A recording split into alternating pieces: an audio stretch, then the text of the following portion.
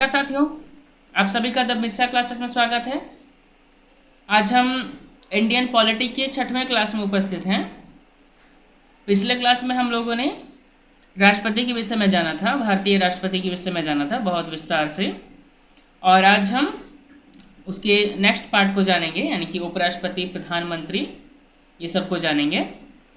तो वीडियो शुरू करने से पहले मैं आप लोगों को बताना चाहूँगा कि जेपीएससी का जो क्लासेस हैं वो द मिश्रा क्लासेस चैनल पे लगातार ली जा रही हैं, और अभी फ़िलहाल जेपीएससी मेंस पेपर 4 का क्लास चल रहा है इसमें, इंडियन पॉलिटी। ठीक है, इसके बाद उम्मीद ऐसा है कि हिस्ट्री का क्लास ली जाएंगी या इकोनॉमिक्स का कोई भी जो पेपर्स हैं उसके क्लासेस चालू हो जाएंगे उसके बाद। और मैं ऐसा कयास लगाता हूँ कि मेरे द्वारा दिसंबर तक जेपीएससी का जितना सिलेबस है वो कंप्लीट करवा दिया जाएगा। तो जितने भी सीरियस छात्र हैं जेपीएससी के, जो जिनको केवल जेपीएससी से ही मतलब है, दूसरी परीक्षाओं से कोई मतलब नहीं है, तो उन लोगों से अनुरोध है मेरा कि कृपया चैनल को सब्सक्राइब ज़रूर करिएगा, ताकि जितने भी वीडियोज़ मैं डालूँगा आने वाले समय में उनकी जो सूचनाएं हैं आप लोगों तक आसानी से पहुंच सके। और अपने दोस्तों के साथ ज़रूर शेयर करिएगा, क्योंकि यहाँ पे जो क्लासेस ली जा रही हैं पूर्ण रूप से फ्री है, कोई चार्जेस नहीं है। ठीक है, चलिए तो शुरू करते हैं। आज का हमारा टॉपिक, पहला टॉपिक जो आता है वो है उपराष्ट्रपति। उपराष्ट्रपति तो उपराष्ट्रपति से संबंधित जो आपका संविधान का अनुच्छेद है, ठीक है, यानी कि अनुच्छेद 63 में कहा गया है कि भारत में एक उपराष्ट्रपति भी होगा। ठीक है, उपराष्ट्रपति का जो पद है वो अमेरिका की राष्ट्रपति अमेरिका से लिया गया है। अमेरिका में भी एक उपराष्ट्रपति का पद होता है। ठीक है, क्लियर है। साथ ही साथ उपराष्ट्रपति जो होता है वो राज्यसभा का एक सदस्य होता है, और साथ ही साथ कोई दूसरा लाभ का पद पे वो नहीं होता है। ठीक है, अब उपराष्ट्रपति पद के लिए जो अर्हताएं हैं, जो योग्यताएं हैं, उसको हम लोग देखते हैं। ठीक है, तो उपराष्ट्रपति के लिए योग्यताएं,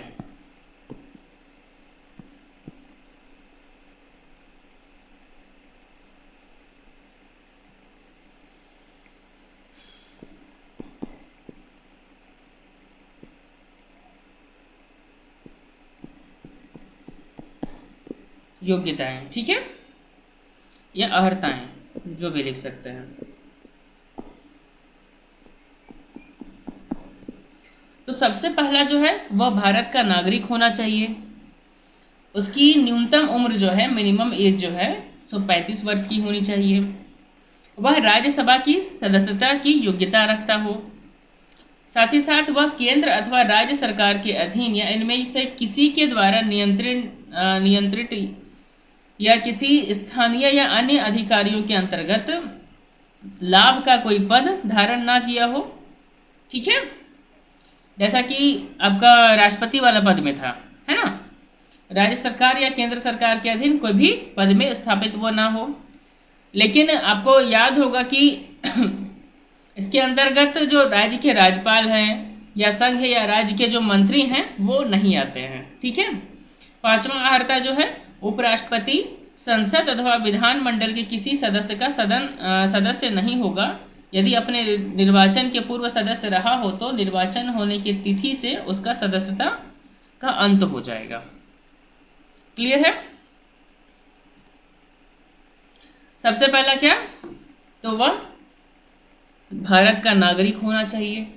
दूसरा, उसका एज जो है, उम्र है, वो 35 वर्ष की होनी चाहिए। तीसरा, वह राज्यसभा की सदस्यता की योग्यता रखता हो। ठीक है। चौथा, वह केंद्र सरकार या राज्य सरकार के अधीन कोई भी पद पे आसीन ना हो या फिर कोई पद पे बैठा ना हो। ठीक है, क्लियर है। पांचवा क्या है, तो उपराष्ट्रपति संसद अथवा विधान मंडल के किसी सदन का सदस्य नहीं होगा। यदि वो सदस्य होता है तो निर्वाचन के पूर्व यदि वो सदस्य रहता है तो वो जब बनता है उपराष्ट्रपति, इसके बाद से उसकी सदस्यता खत्म हो जाती है। क्लियर है। अब हम लोग उपराष्ट्रपति की पदावधि के विषय में देखेंगे कि कितने दिन तक वो रहते हैं, कितने सालों तक उनका अवधि होता है। ठीक है, यानी कि कार्यकाल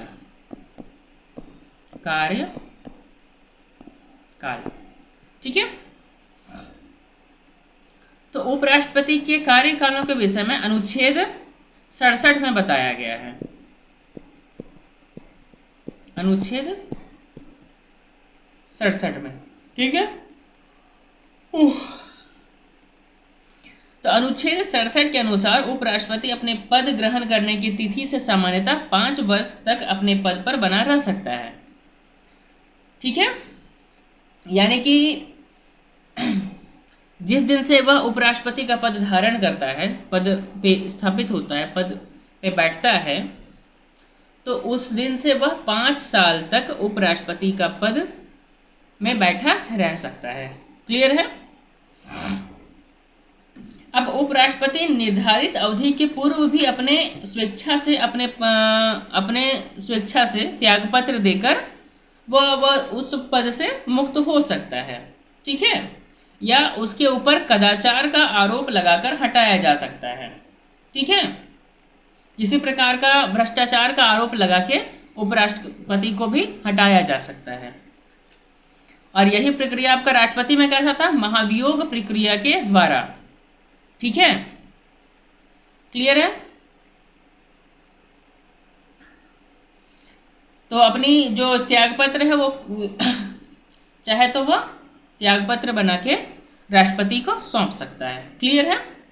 इसके अतिरिक्त उपराष्ट्रपति को राज्यसभा द्वारा किसी संकल्प प्रस्ताव के 2/3 बहुमत से पारित करके, जिसका लोकसभा में भी विशिष्ट बहुमत से अनुमोदन किया हो, तो उस हिसाब से भी हटाया जा सकता है। परंतु इस प्रकार के प्रस्ताव पारित करने के लिए कम से कम 14 दिन पूर्व लिखित सूचना दी गई हो। ठीक है, यह शर्त है उसका। इस प्रकार उपराष्ट्रपति को पद से हटाने के लिए राष्ट्रपति की तरह महाभियोग लाने की कोई जरूरत नहीं होती है। संविधान में यह भी प्रावधान किया गया है कि राष्ट्रपति अपने महाभियोग के विरुद्ध संसद में उपस्थित होकर या अपने प्रतिनिधि के माध्यम से अपनी सफाई पेश कर सकता है, परंतु उपराष्ट्रपति के संबंध में ऐसा कोई प्रावधान नहीं दिया गया है। ठीक है, उपराष्ट्रपति अपने पद पर तब तक बना रह सकता है जब तक कि उसका उत्तराधिकारी पद धारण नहीं कर लेता। अनुच्छेद 68 में यह प्रावधानित है कि उपराष्ट्रपति की पदावधि समाप्त होने के पूर्व ही उपराष्ट्रपति का निर्वाचन हो जाना चाहिए। मतलब यदि उपराष्ट्रपति अपना त्यागपत्र देता है या फिर किसी कारण से उसको हटाया जाता है, तो उस स्थिति में उसके हटने से पहले ही उपराष्ट्रपति का चुनाव हो जाना चाहिए और हटने के तुरंत बाद वह उसका जो उत्तराधिकारी होगा, यानी कि उस उपराष्ट्रपति के हटने के बाद जो उस कुर्सी पर बैठेगा वो पहले से ही तय हो जाता है। ठीक है, उपराष्ट्रपति की मृत्यु, पद त्याग या पद से हटाए जाने या किसी अन्य कारणों से रिक्त स्थानों को भरने के लिए निर्वाचन यथाशीघ्र कराया जाएगा और निर्वाचित व्यक्ति को पूरे 5 साल तक अपने पद पर वो कार्य करेगा। ठीक है, क्लियर है। अब हम लोग देखते हैं उपराष्ट्रपति का निर्वाचन कैसे होता है। ठीक है, उपराष्ट्रपति का निर्वाचन। ठीक है, तो उपराष्ट्रपति का निर्वाचन कैसे होता है, अब इसको हम लोग देखते हैं। तो उपराष्ट्रपति के निर्वाचन से संबंधित जो अनुच्छेद है वो अनुच्छेद 66(1) है। ठीक है, तो अनुच्छेद 66(1) के अनुसार उपराष्ट्रपति का निर्वाचन एक निर्वाचक मंडल के द्वारा किया जाएगा। जिसमें संसद के दोनों सदस्यों की उपस्थिति होती है। ठीक है। उपराष्ट्रपति के निर्वाचन के लिए एक अप्रत्यक्ष रूप से अनुपातिक प्रतिनिधित्व के आधार पर एकल संक्रमणीय मत पद्धति अपनाई जाती है। और ध्यान तब है कि संसद के दोनों सदनों का अलग अलग निर्वाचन मंडल होता है और दोनों में अलग अलग मतदान होता है। 11वें संविधान संशोधन अधिनियम 1961 के पूर्व दोनों सदनों का संयुक्त निर्वाचन मंडल होता था। उपराष्ट्रपति का चुनाव आयोग के निरीक्षण में ही होता है तथा विवादास्पद एवं संदेह, यदि कोई ऐसा विवाद उत्पन्न होता है या फिर किसी चीज़ में संदेह का प्रश्न खड़ा होता है तो ऐसे समाधानों के लिए सर्वोच्च न्यायालय के पास जाया जाता है। ठीक है। और कोई भी व्यक्ति जो है सो एक बार से अधिक उपराष्ट्रपति का पद पर बैठ सकता है। ठीक है। उपराष्ट्रपति चुना जा सकता है। ठीक है। अब इसके बाद हम लोग उपराष्ट्रपति द्वारा शपथ या प्रतिज्ञान को देखते हैं। ठीक है।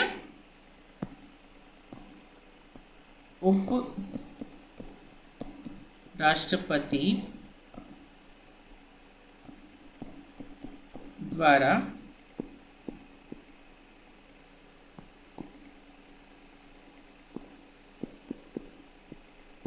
शपथ या प्रतिज्ञान। ठीक है। तो इसकी व्यवस्था अनुच्छेद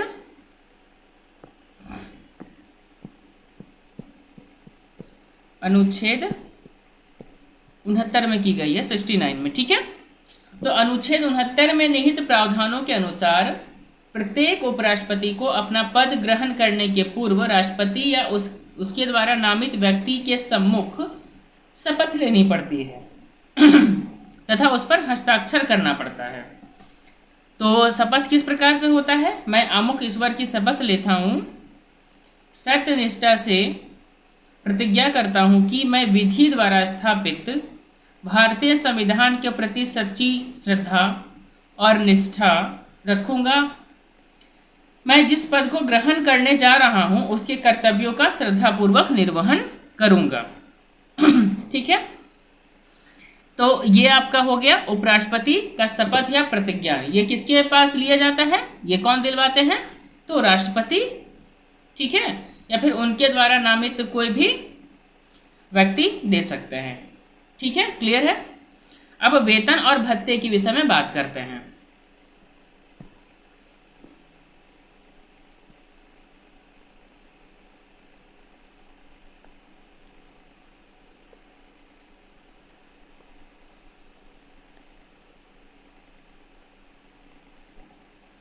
उपराष्ट्रपति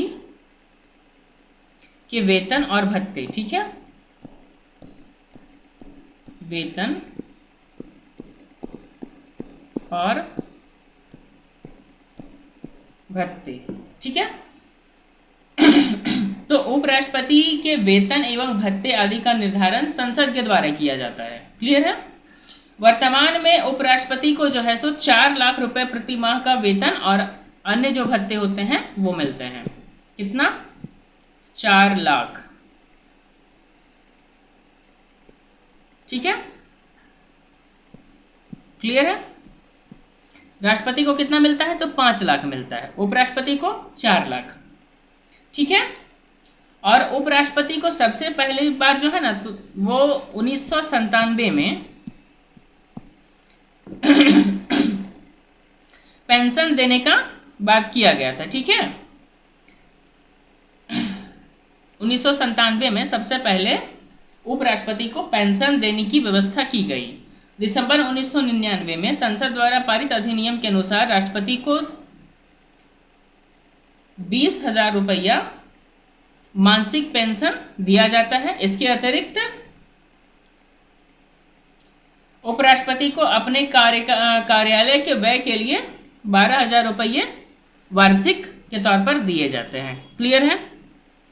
अब उपराष्ट्रपति के अधिकार और कार्यों के विषय में हम लोग देखते हैं। ठीक है।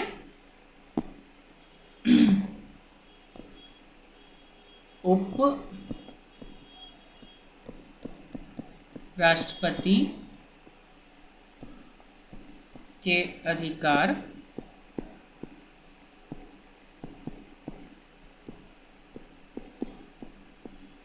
और कार्य। ठीक है, तो अनुच्छेद 64 के अनुसार उपराष्ट्रपति राज्यसभा का पदेन सभापति होता है। उपराष्ट्रपति सभापति की हैसियत से राज्यसभा में वे सभी कार्य करता है जो लोकसभा में लोकसभा अध्यक्ष करते हैं।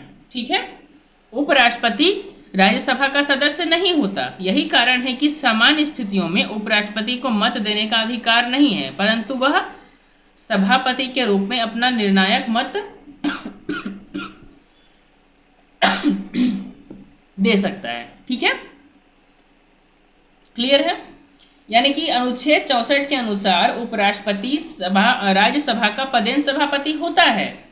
ठीक है, उपराष्ट्रपति सभापति की हैसियत से राज्यसभा के वे सभी कार्य करता है, वे सभी काम करते हैं जो लोकसभा के लोकसभा अध्यक्ष करते हैं। ठीक है, उपराष्ट्रपति जो है सो वो राज्यसभा का सदस्य नहीं होता। यही कारण है कि वो सामान्य परिस्थिति में उपराष्ट्रपति को मत देने का अधिकार नहीं है, परंतु सभापति के रूप में अपना निर्णायक मत वो दे सकते हैं। क्लियर है। इसके बाद आपका आता है संविधान में उपराष्ट्रपति का महत्व इसलिए और अधिक बढ़ जाता है जब किसी कारण से राष्ट्रपति का पद रिक्त हो जाता है तो राष्ट्रपति के पद के सभी दायित्वों और कृत्यों का निर्वहन उस समय उपराष्ट्रपति के द्वारा किया जाता है जब तक कि नए राष्ट्रपति का निर्वाचन नहीं हो जाता है। ठीक है, अब अनुच्छेद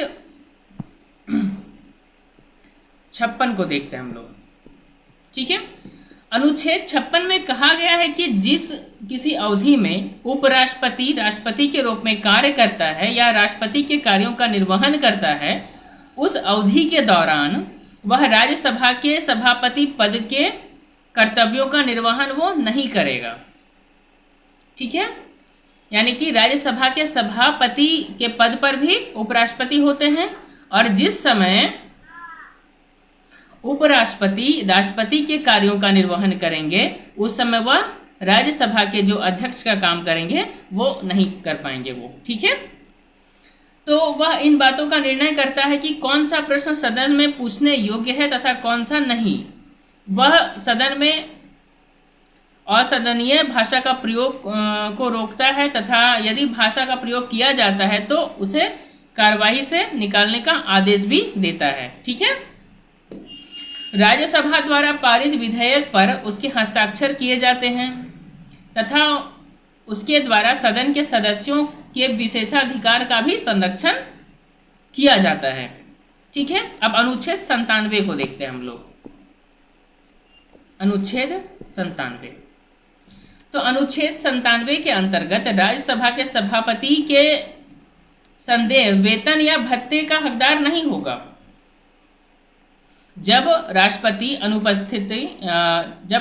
अनुपस्थित या बीमारी या किसी अन्य कारणों से अपने कार्यों का निर्वहन करने में असमर्थ हो तब उस तिथि तक उपराष्ट्रपति राष्ट्रपति के कृत्यों का निर्वहन करेगा जब तक कि राष्ट्रपति अपने कर्तव्यों को पुनः नहीं संभालता। उपराष्ट्रपति को उस अवधि के संबंध में जब वह राष्ट्रपति के रूप में इस प्रकार के कार्य कर रहा हो या उनके कृत्यों का निर्वहन कर रहा हो उसे राष्ट्रपति की सभी शक्तियों और उन्मुक्तियां प्राप्त होगी तथा वह ऐसी उपलब्धियां जैसा कि भत्ते एवं विशेषाधिकार का जो संसद विधि द्वारा अवधारित करें और जब तक इस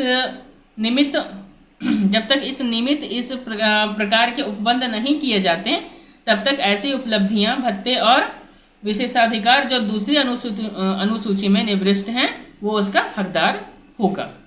क्लियर है। तो ये हमारा उपराष्ट्रपति का टॉपिक हो जाता है खत्म। कहीं पे दिक्कत होगा तो आप कमेंट करके पूछ सकते हैं। ठीक है, अब हम लोग संसदीय मंत्रिपरिषद और प्रधानमंत्री के विषय में देखेंगे।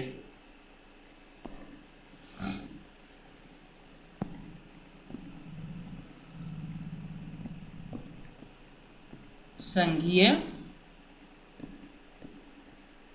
मंत्री परिषद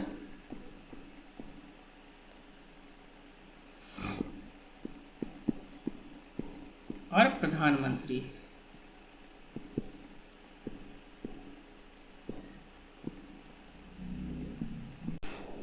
तो सबसे पहले हम मंत्री परिषद का गठन देखते हैं। ठीक है, मंत्री परिषद का गठन कैसे होता है। ठीक है, तो हमारा क्या है टॉपिक, मंत्री परिषद का गठन। ठीक है, तो भारतीय संविधान के अनुच्छेद 74(1) में, कौन सा अनुच्छेद, 74(1) में प्रावधानित है कि राष्ट्रपति को अपने कृत्यों का संपादन करने तथा मंत्रणा देने के लिए एक मंत्री परिषद होगी, जिसका अध्यक्ष कौन होगा, तो प्रधानमंत्री होगा। ठीक है, अतः भारतीय संघ में मंत्री परिषद के संवैधानिक अस्तित्व को स्वीकार किया गया है।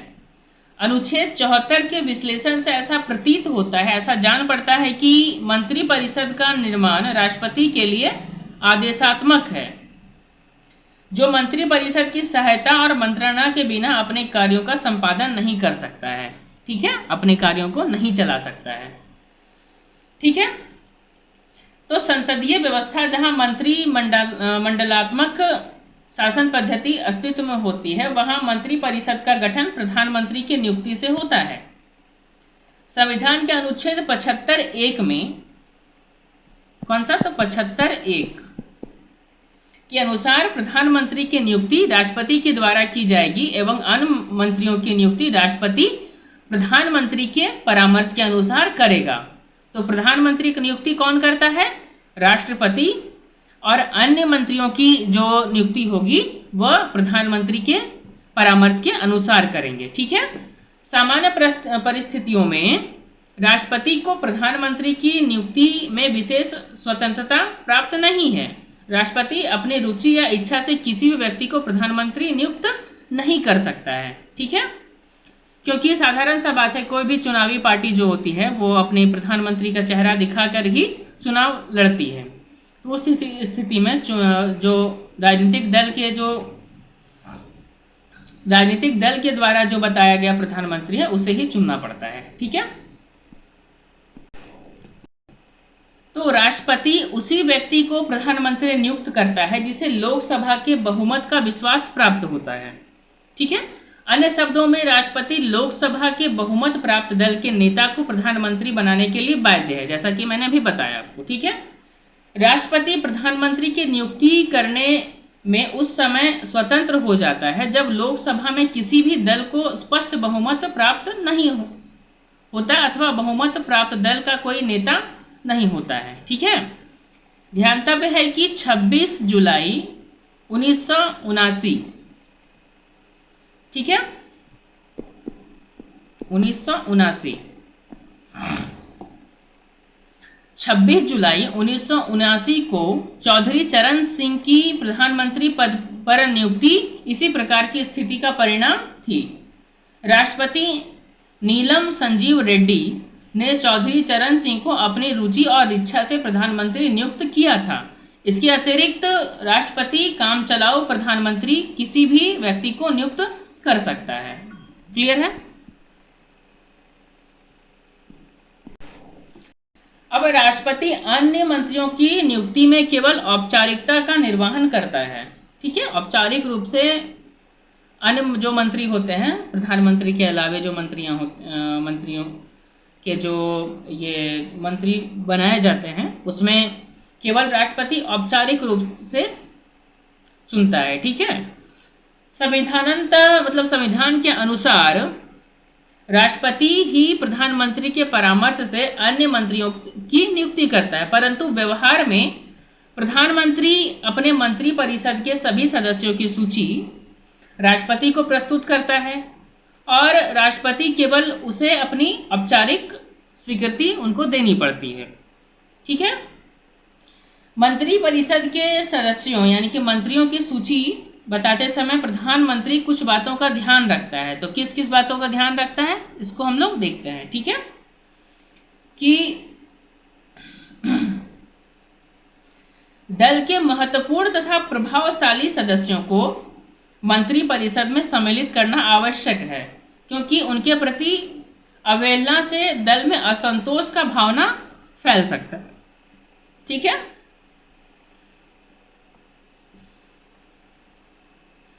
साथ ही साथ ऐसे कौन से व्यक्ति हैं जिन्हें पार्टी या मोर्चे की एकता बनाए रखने के लिए मंत्रिपरिषद में सम्मिलित करना आवश्यक है, इन बातों का ध्यान रखना पड़ता है प्रधानमंत्री को। ठीक है, साथ ही साथ न्याय संगत भौगोलिक विवरण तथा विभिन्न समुदाय का प्रतिनिधित्व भी इसमें आवश्यक हो जाता है। किसी राज्य को मंत्रिपरिषद में कितना प्रतिनिधित्व दिया गया है या दिया जाए।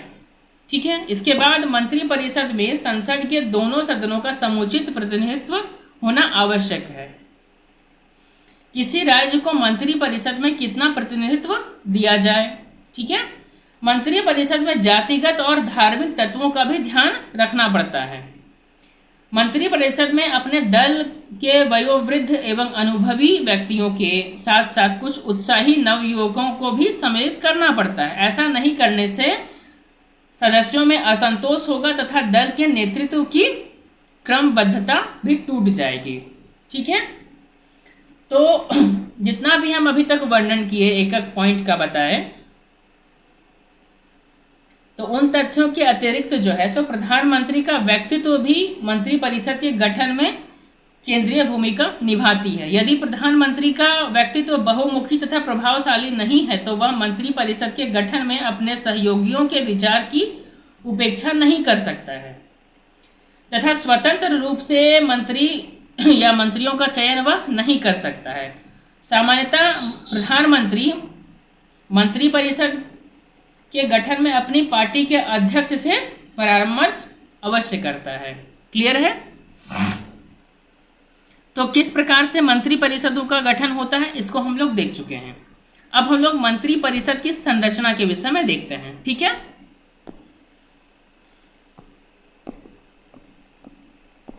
मंत्री परिषद की संरचना।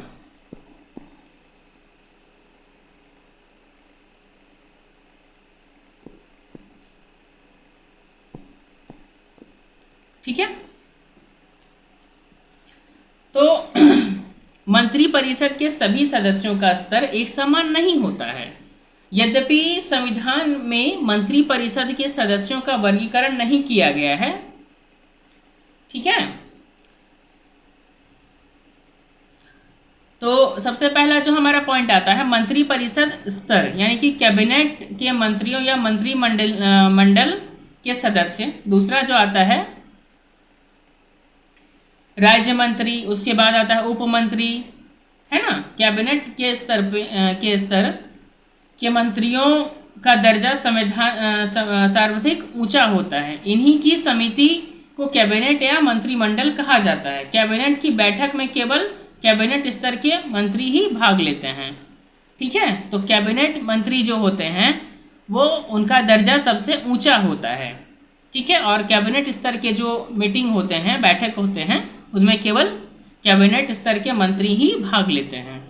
ठीक है, तो यदि कैबिनेट किसी विशेष विभाग के संदर्भ में विचार कर रही है तो उस विभाग के राज्य मंत्री को भी आमंत्रित किया जाता है। राज्य का मंत्री या राज्य मंत्री का दर्जा कैबिनेट मंत्री के बाद का होता है। राज्य मंत्री सामान्यतः कैबिनेट की बैठक में भाग नहीं लेते हैं। केवल विशेष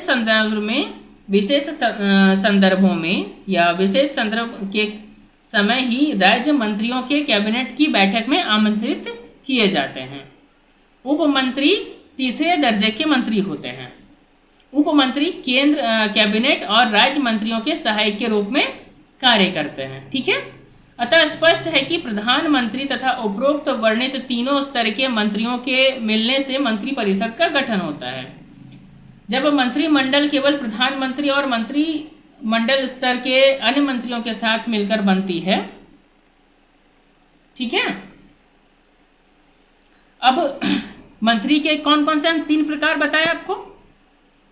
तो सबसे पहला आपका हो गया कैबिनेट मंत्री, कैबिनेट मंत्री। दूसरा हो गया राज्य मंत्री, और तीसरा उप मंत्री। ठीक है। तो कैबिनेट मंत्री जो हैं वो सबसे आला दर्जे के मंत्री हुए, सबसे उच्च दर्जे के। उससे थोड़ा सा नीचे वाला राज्य मंत्री हो गया, और ये दोनों के सहायक के लिए उप मंत्रियों को रखा जाता है। तो ये तीनों मंत्रियों के ग्रुप को हम लोग मंत्री परिषद कहते हैं, जिसका सबसे मेन कौन होता है, तो प्रधानमंत्री होता है। क्लियर है। अब देखते हैं कि कैबिनेट यानी कि कैबिनेट मंत्रियों का समूह जो है भारत के प्रशासन की सर्वोच्च इकाई है। यही सरकार के नीतियों का संचालन करती है। इसके सदस्य अपने विभागों यानी कि मंत्रालयों के अध्यक्ष होते हैं। ठीक है।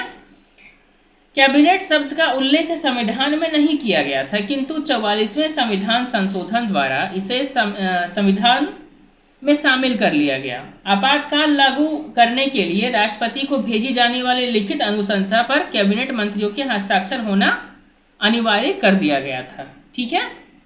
कैबिनेट मंत्री को सहायता देने के लिए राज्य मंत्री और उप मंत्री नियुक्त की जाती है। राज्य मंत्री इन्हें कैबिनेट की बैठक में भाग लेने का अधिकार नहीं होता। इनकी 2 श्रेणी होती है। कौन कौन सा। उपमंत्री। उपमंत्री कनिष्ठ मंत्री होते हैं जो किसी कैबिनेट अथवा स्वतंत्र प्रभार वाले राज्य मंत्री के अधीन कार्य करते हैं। ठीक है। अब हम लोग देखते हैं राज्य मंत्री की श्रेणी।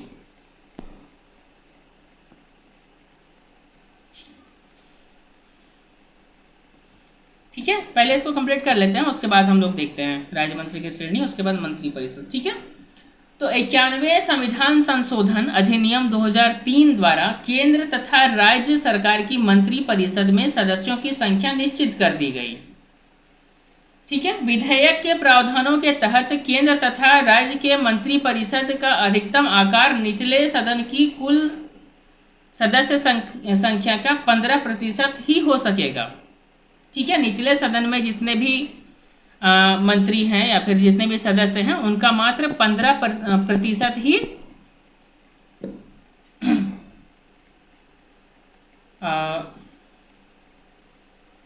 मंत्री परिषद की सदस्यों की संख्या होगी। ठीक है। इस बारे में संसद में मूलतः प्रस्तुत विधेयक में मंत्रियों की संख्या दोनों सदनों के सदस्य की कुल संख्या का 10% रखने का प्रस्ताव था, लेकिन उसे 15% किया गया। ठीक है। संसद की स्थायी समिति की स्तुतियों के आधार पर इस प्रावधान में संशोधन विधेयक में किया गया। सिक्किम और मिजोरम आदि छोटे राज्यों में जहां विधानसभा की कुल संख्या क्रमशः 32 और 40 ही है, तो वहां पे मंत्रियों की संख्या 7 रखने का प्रावधान विधेयक में किया गया था, किंतु स्थायी समितियों की संतुलन के आधार पर छोटे राज्यों के लिए 12 मंत्रियों का प्रावधान संसद द्वारा पारित संशोधित विधेयक में किया गया। क्लियर है।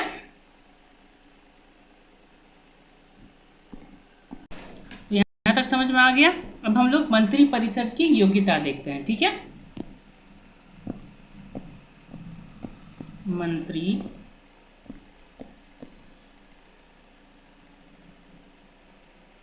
या मंत्री पद की योग्यता हम लिखते हैं। ठीक है। मंत्री पद की योग्यता। ठीक है। तो भारतीय संविधान में मंत्री परिषद की किसी विशेष योग्यता का कोई उल्लेख नहीं किया गया है। मंत्री परिषद का सदस्य होने के लिए केवल एक योग्यता संविधान के अंतर्गत निश्चित की गई है, वह है संसद के किसी सदन की सदस्यता होनी चाहिए इसमें। ठीक है। मंत्री परिषद का प्रत्येक सदन किसी न किसी सदन का सदस्य अवश्य होता है। यदि कोई व्यक्ति बिना किसी सदन का सदस्य रहते मंत्री पद प्राप्त कर लेता है तब उसे मंत्री पद के ग्रहण करने की तिथि से 6 माह के अंदर किसी भी सदन की सदस्यता प्राप्त करना आवश्यक हो जाता है। ठीक है। संसद की निर्धारित योग्यताओं के अतिरिक्त मंत्री परिषद के लिए आवश्यक है कि संबंधित व्यक्ति को सार्वजनिक जीवन के प्रति उत्साह, लोकप्रियता, जनमत संगठित करने की शक्ति, चरित्र बल, वाक्पटुता यानी कि मीठा बोलने में, ठीक है, अपना, या फिर बोल के किसी को आकर्षित करने का जो क्षमता होता है उसको वाक्पटुता कहते हैं। ठीक है। अपने दल के लोगों का विश्वास तथा सामाजिक सेवा की भावना, ये सब उसके अंदर विद्यमान रहे। ठीक है। और ज़्यादा कोई खास योग्यता की ज़रूरत है नहीं। अब हम आपको मंत्री परिषद और मंत्रिमंडल में अंतर बता देते हैं। मंत्री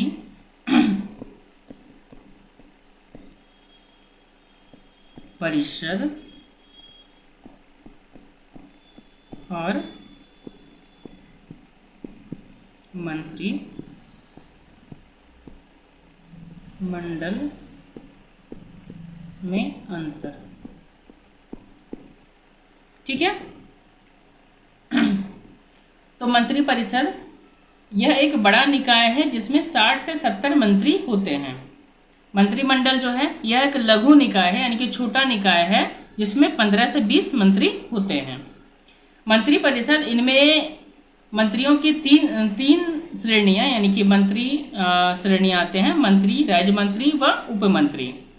और मंत्रिमंडल में इसमें केवल कैबिनेट मंत्री शामिल होते हैं, अतः यह कैबिनेट मंत्री परिषद का एक भाग होता है। ठीक है। तीसरा नंबर में आपका मंत्री परिषद, यह सरकारी कार्यों हेतु एक साथ बैठक नहीं करती, इसका कोई सामूहिक कार्य नहीं है। मंत्रिमंडल में यह एक निकाय की तरह है। यह सामान्यतः हफ्ते में एक बार बैठक करती है और इसके क्रियाकलाप सामूहिक होते हैं। ठीक है। चौथा नंबर में मंत्री परिषद, इसे सभी शक्तियां प्राप्त है, परंतु कागजों में केवल। मंत्रिमंडल ये वास्तविक रूप से मंत्री परिषद की शक्तियों का प्रयोग करती है और उसके लिए कार्य करती है। पांचवा नंबर में आपका है मंत्री परिषद, इसके कार्यों का निर्धारण मंत्रिमंडल करता है। पांचवा नंबर में आपका मंत्रिमंडल मंत्री परिषद को राजनीतिक निर्णय लेकर निर्देश देती है तथा यह निर्देश सभी मंत्रियों पर बाध्यकारी है। छठवां नंबर में आपका मंत्री परिषद, यह मंत्रिमंडल के निर्णयों का अनुपालन करती है। उसके बाद मंत्रिमंडल यह मंत्री परिषद द्वारा अपने निर्णयों के अनुपालन की देखरेख करती है। सातवां नंबर में मंत्री परिषद सामूहिक रूप से लोकसभा के प्रति उत्तरदायी हैं और मंत्रिमंडल यह मंत्री परिषद को उसकी लोकसभा के प्रति सामूहिक रूप से जिम्मेदारी को लागू करवाती है। क्लियर है। अब मंत्रियों की पदावधि के विषय में हम लोग देखेंगे।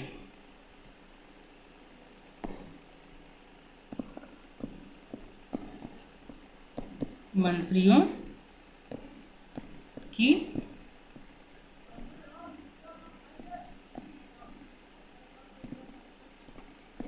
पदावधि। ठीक है।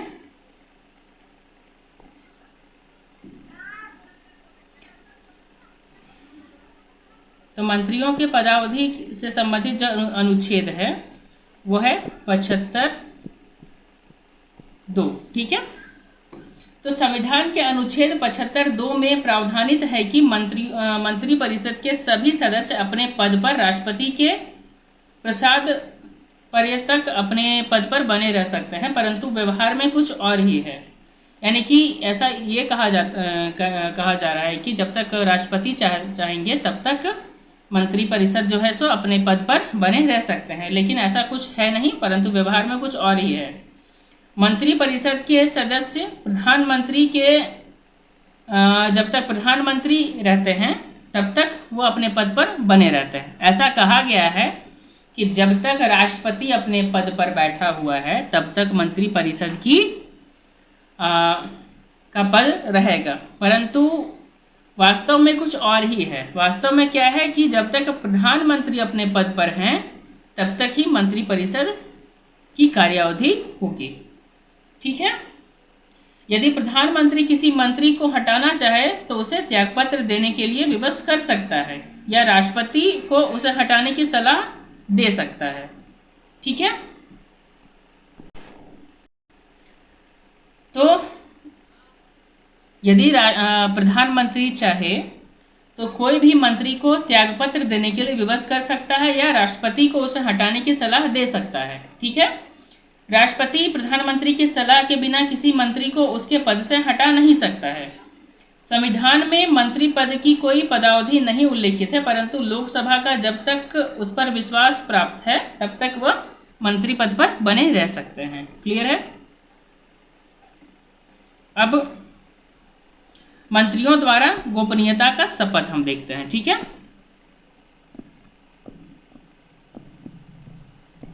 मंत्रियों द्वारा पद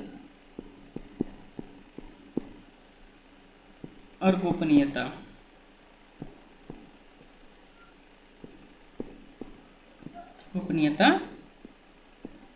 की शपथ। ठीक है। तो ये भारतीय संविधान के अनुच्छेद 75(4) में वर्णित है। ठीक है। तो भारतीय संविधान के अनुच्छेद 75(4) के द्वारा राष्ट्रपति पर यह कर्तव्य आरोपित है कि वह किसी भी मंत्री द्वारा अपने पद ग्रहण करने से पूर्व तीसरी अनुसूची में दिए गए प्रारूपों के अनुसार उसको पद और गोपनीयता की शपथ दिलाए। प्रारूप एक के अनुसार संघ के प्रत्येक मंत्री को विधि द्वारा स्थापित भारत के संविधान के प्रति सच्ची श्रद्धा और निष्ठा रखने की तथा भारत की संप्रभुता और अखंडता को अक्षुण्ण रखने की और संघ के मंत्री के रूप में अपने कर्तव्यों को श्रद्धापूर्वक तथा शुद्ध अंतःकरण से निर्वाह करने की तथा भय या पक्षपात या अनुराग या द्वेष के बिना सभी प्रकार के प्रति संविधान और विधि के अनुसार न्याय करने की शपथ लेनी पड़ती है। ठीक है। प्रारूप 2 में के अनुसार संघ का प्रत्येक मंत्री गोपनीयता की शपथ इस प्रकार लेता है कि जो विषय संघ के मंत्री के रूप में उसे विचार के लिए लाया जाता है उसके पास तथा उसे ज्ञात होता है, वह प्रत्यक्ष या अप्रत्यक्ष रूप से संसूचित या प्रकट वह नहीं करेगा। ठीक है। अपने पास जितने भी उसके पास कोई भी चीज़ विचार के लिए लाया जाता है, ठीक है, कोई भी विषय, तो वह अप्रत्यक्ष या प्रत्यक्ष रूप से किसी के सामने प्रकट नहीं करेगा। क्लियर है। अब हम लोग वेतन और भत्ते की बात कर लेते हैं। वेतन और भत्ते। ठीक है। तो इसका प्रावधान जो है अनुच्छेद 75(6) में किया गया है। ठीक है। तो अनुच्छेद 75(6) के अनुसार मंत्रियों के वेतन और भत्ते ऐसे होंगे जो संसद विधि द्वारा समय समय पर अवधारित करेंगे। ठीक है। अब हम लोग देखेंगे कि मंत्रियों का उत्तरदायित्व। देखिए, वेतन और भत्ते में कुछ खास नहीं है, जो संसद के द्वारा बनाया जाएगा, संसद के द्वारा दिया जाएगा, वही वेतन और भत्ता मंत्री को मिलता है। ठीक है। अब मंत्रियों का उत्तरदायित्व को देखते हैं हम लोग।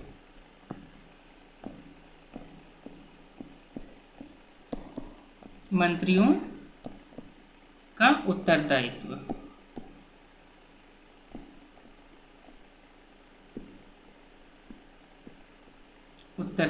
ठीक है। तो भारतीय संविधान के द्वारा मंत्रियों को कुछ उत्तरदायित्व भी दिए गए हैं जिसका पालन करना उनको संविधानतः अनिवार्य है। ऐसा ना होने की स्थिति में उसको मंत्री पद छोड़ना पड़ सकता है। तो कौन कौन सा उत्तरदायित्व दिया गया है, उसके विषय में हम लोग एक एक करके देखते हैं। ठीक है, तो सबसे पहला है सामूहिक उत्तरदायित्व। सामूहिक उत्तरदायित्व। ठीक है, तो सामूहिक उत्तरदायित्व जो है सो अनुच्छेद 75(3) में बताया गया है, 75(3) में। ठीक है, तो सामूहिक उत्तरदायित्व अनुच्छेद 75(3) में प्रावधानित है कि मंत्री परिषद सामूहिक रूप से लोकसभा के प्रति उत्तरदायी होती है। ठीक है, मंत्री परिषद के संयुक्त उत्तरदायित्व का सिद्धांत इन नियमों में सन्निहित है कि सरकार की प्रत्येक नीति मंत्री परिषद द्वारा अभिस्वीकृत हो और मंत्री परिषद का प्रत्येक सदस्य एक दूसरे के उत्तरदायित्व का वहन करे। मंत्री परिषद एक तरफ से संप्रभु इकाई है और दूसरी तरफ वह विधान पालिका का एक घटक है। ठीक है, संपूर्ण मंत्री परिषद एक टीम के रूप में कार्य करती है और मूलभूत नीतियों में एक मत होकर विधानमंडल यानी कि व्यवस्थापिका के प्रति उत्तरदायित्व या उत्तरदायी होती है। ठीक है, मंत्री परिषद किसी भी मंत्री के कार्य के लिए व्यवस्थापिका के प्रति उत्तरदायित्व होती है। यदि प्रधानमंत्री किसी मंत्री के कार्य से सहमत नहीं है तो वह उस मंत्री से त्यागपत्र देने के लिए कह सकता है। ठीक है, अब उसके बाद आता है व्यक्तिगत उत्तरदायित्व। सामूहिक उत्तरदायित्व हम लोग देख चुके हैं, अब व्यक्तिगत उत्तरदायित्व को देखते हैं।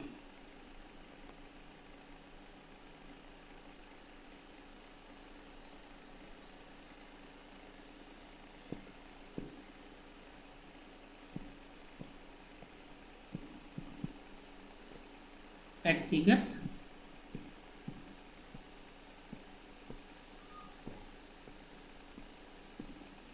उत्तरदायित्व। ठीक है,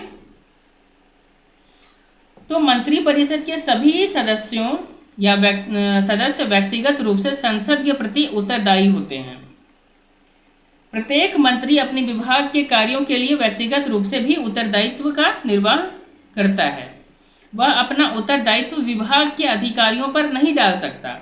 अपने संबंधित विभाग के संदर्भ में संसद में पूछे गए प्रश्नों का उत्तर भी मंत्री को देना पड़ता है और यदि उसके विभाग के कार्यों को मंत्री परिषद द्वारा स्वीकृति प्रदान की गई है तो संसद में मंत्री परिषद अपना समर्थन देती है, अन्यथा मंत्रियों को अपना पद छोड़ना पड़ता है।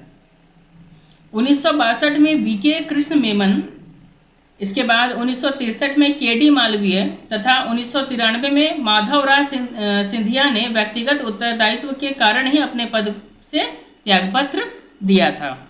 ठीक है, इसके बाद आता है विधिक उत्तरदायित्व। ठीक है, व्यक्तिगत उत्तरदायित्व को समझ गए, अब आता है विधिक उत्तरदायित्व।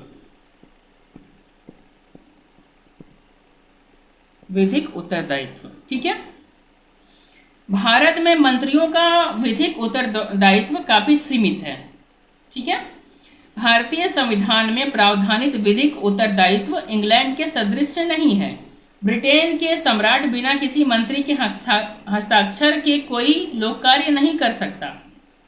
भारतीय संविधान में यह प्रावधानित है कि कार्यपालिका प्रधान ने अपने मंत्रियों को क्या सलाह दी है, इस विषय में न्यायालय कोई जांच नहीं कर सकता। राष्ट्रपति का कोई कार्य यदि उसके द्वारा बनाए गए नियम के अनुसार भारत सरकार के किसी सचिव द्वारा अधिप्रमाणित किया जाता है तो उस कार्य का मंत्री उत्तरदायी नहीं हो सकता है, चाहे वह कार्य किसी मंत्री की सलाह पर ही क्यों ना किया गया हो। क्लियर है?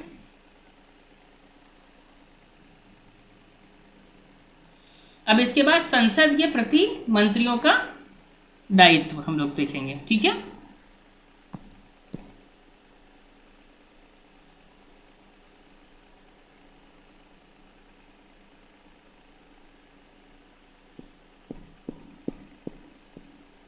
संसद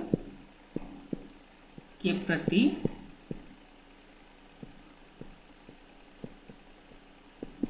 मंत्रियों का दायित्व।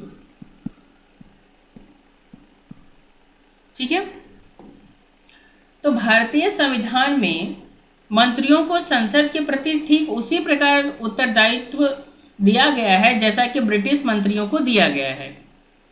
संसद मंत्रियों से प्रश्न पूछकर अभिविश्वास का प्रस्ताव लाकर, बजट में कटौती प्रस्ताव लाकर तथा लेखानुदान पारित करके मंत्री परिषद पर अपना नियंत्रण रखती है और मंत्री परिषद के सदस्य अपने कार्यों के लिए पूरी तरह से संसद के प्रति जवाबदेह है। संसद सदस्यों द्वारा पूछे गए किसी भी प्रश्न का उत्तर देना उसका उत्तरदायित्व है। यदि मंत्रीगण ऐसा नहीं करते हैं तो संसद के प्रति उत्तरदायित्व सिद्धांत का उल्लंघन वो कर रहे होते हैं। ठीक है, अब इसके बाद आता है मंत्री परिषद की कार्य प्रणाली।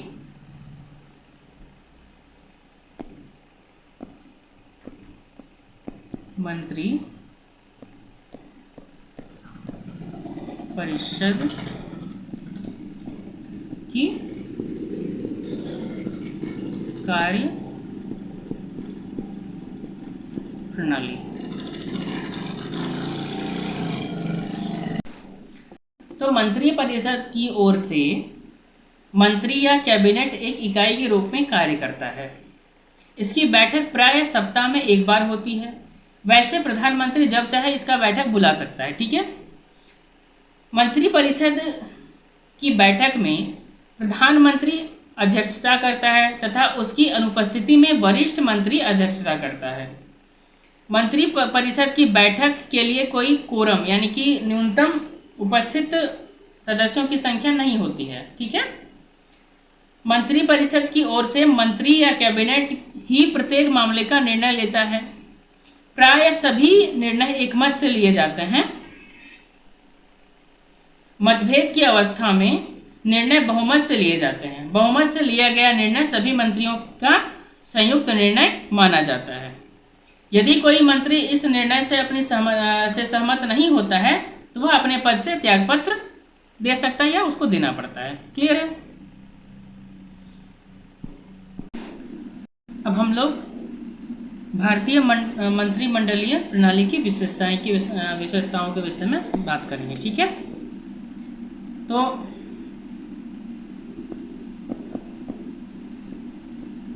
भारतीय मंत्रिमंडलीय प्रणाली की विशेषताएं।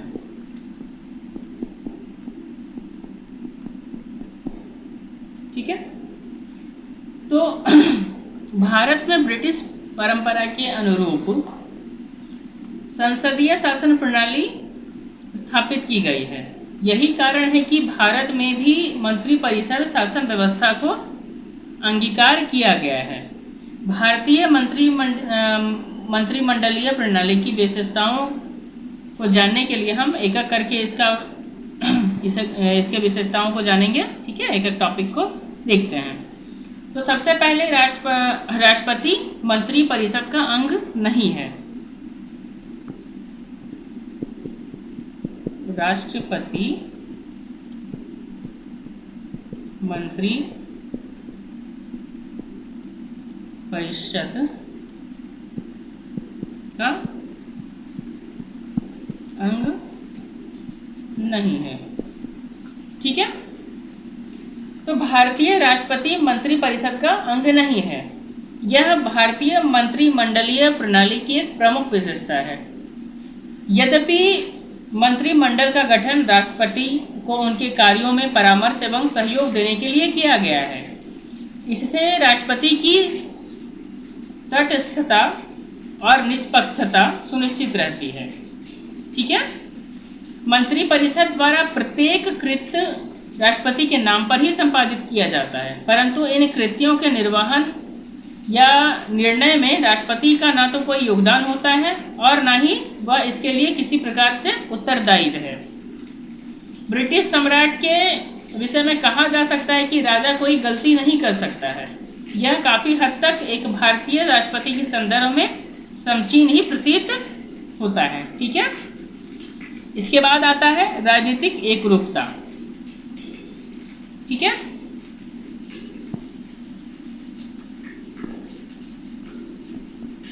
राजनीतिक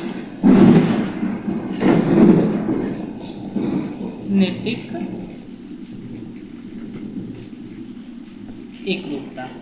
ठीक है, तो राजनीतिक एकरूपता भी भारतीय मंत्रिमंडलीय प्रणाली का एक आधारभूत सिद्धांत है, जिसका आशय यह है कि मंत्री परिषद के सभी सदस्य एक ही राजनीतिक दल अथवा राजनीतिक गठबंधन से होने चाहिए,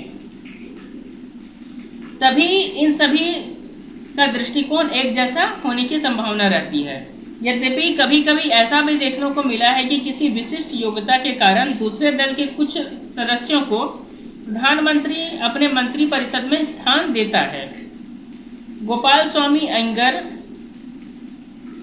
अय्यर हो गए, उसके बाद जान मथाई, डॉक्टर अंबेडकर, श्यामा प्रसाद मुखर्जी, एच.सी. भाभा, एम.सी. छागल, त्रिगुण सेन, कर्ण सिंह आदि कांग्रेस पार्टी से संबंधित नहीं थे, परंतु पंडित जवाहरलाल नेहरू तथा इंदिरा गांधी ने इन्हें अपनी मंत्री परिषद में स्थान दिया था। ठीक है, श्री विश्वनाथ प्रताप सिंह ने अपनी मंत्री परिषद में के.पी. मेमन तथा आई.के. गुजराल तथा पी.वी. नरसिम्हा राव को ने मनमोहन सिंह को विशिष्ट योग्यता के कारण ही मंत्री परिषद में सम्मिलित किया था। ठीक है, इसके बाद मंत्री परिषद और संसद के मध्य समन्वय आता है। ठीक है,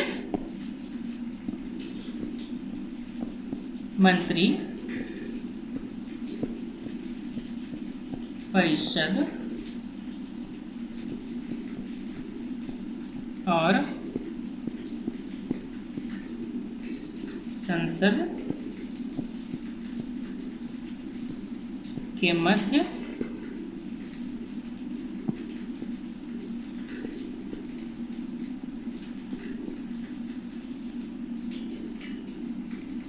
समन्वय।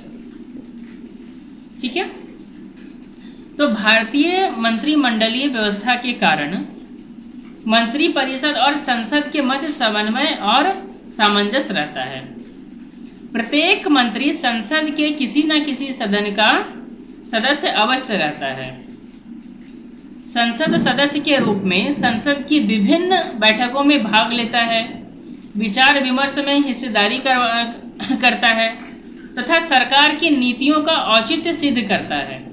इस प्रकार मंत्रिमंडलीय व्यवस्था के कारण संसद तथा मंत्री परिषद के मध्य समन्वय बना रहता है। ठीक है, अब इसके बाद का जो पॉइंट है, लोकसभा के प्रति सामूहिक उत्तरदायित्व। लोकसभा के प्रति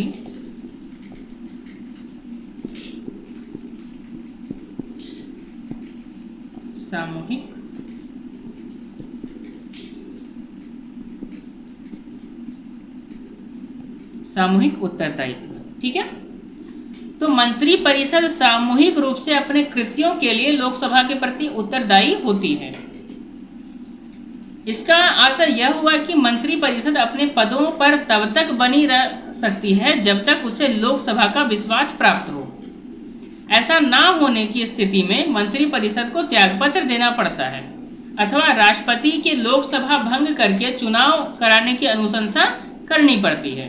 इसके अतिरिक्त यदि किसी भी मंत्री के प्रति लोकसभा अविश्वास प्रकट कर देती है तो संपूर्ण मंत्री परिषद को त्यागपत्र देना पड़ता है। इससे स्पष्ट है कि मंत्री परिषद के सभी सदस्यों का सह अस्तित्व है। इसके सभी सदस्य एक साथ जीवित रहते हैं और एक साथ डूबते हैं। लोकसभा के सम्मुख मंत्रीगण एक समूह के रूप में प्रस्तुत होते हैं। क्लियर है? अब इसके बाद आता है प्रधानमंत्री का नेतृत्व।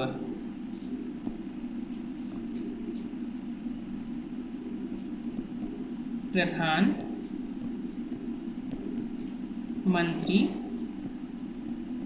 का नेतृत्व। ठीक है।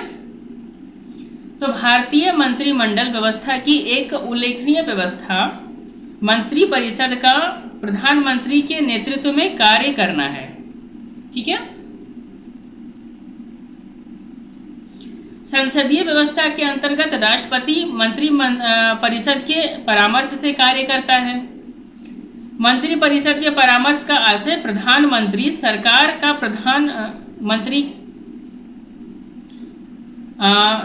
मंत्री परिषद के परामर्श का आशय प्रधानमंत्री की सरकार होती है तथा प्रधानमंत्री राज्य रूपी नौका का केवट होता है। ठीक है। भारतीय संविधान के अनुच्छेद 74(1) में कहा गया है कि मंत्री परिषद का नेतृत्व प्रधानमंत्री के द्वारा किया जाएगा। पंडित जवाहरलाल नेहरू के शब्दों में शासन के विभिन्न अंगों को जोड़ने वाला एक कह सकते हैं लिंचपिन के तरह है प्रधानमंत्री। ठीक है। अब इसके बाद आता है मंत्रिमंडल के अधिकार और कार्य।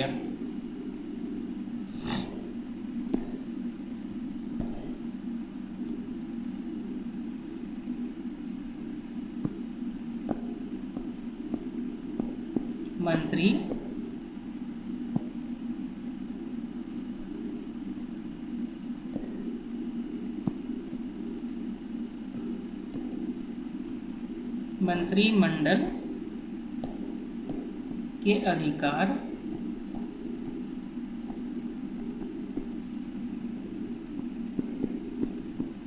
और कार्य। ठीक है। संवैधानिक प्रावधान के अनुसार मंत्रिमंडल का कार्य राष्ट्रपति को कार्यपालिका संबंधी कार्यों में सहायता एवं मंत्रणा देना है, परंतु व्यवहार में स्थिति बिल्कुल ही अलग है। देश की कार्यपालिका शक्तियां और दायित्व मंत्रिमंडल के हाथ में केंद्रित है। मंत्रिमंडल राज्य का परिचालन करने के साथ साथ उसकी दिशा और गति भी निर्धारित करता है। मंत्रिमंडल को प्राप्त शक्तियों एवं उनके कार्यों की विवेचना जो है सो हम अलग अलग शीर्षकों के माध्यम से हम कर सकते हैं। क्या क्या है तो उसको एक एक करके हम लोग आगे देखते हैं। ठीक है। तो सबसे पहला जो कार्य आपका तो होता है वो नीति निर्धारण संबंधी कार्य। नीति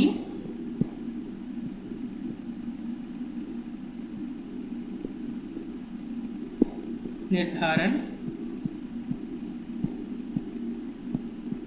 संबंधी कार्य। ठीक है।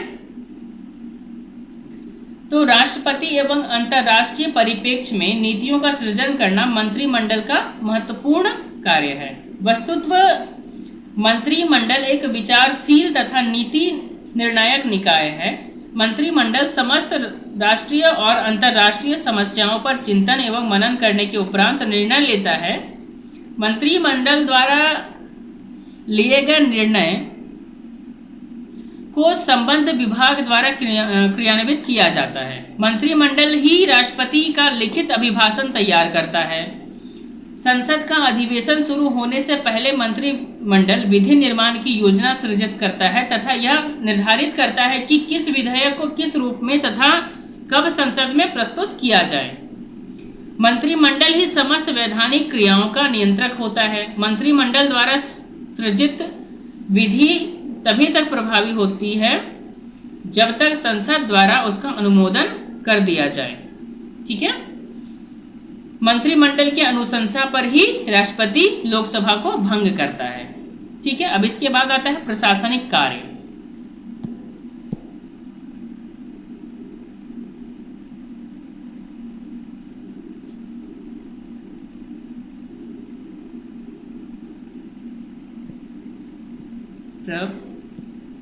प्रशासनिक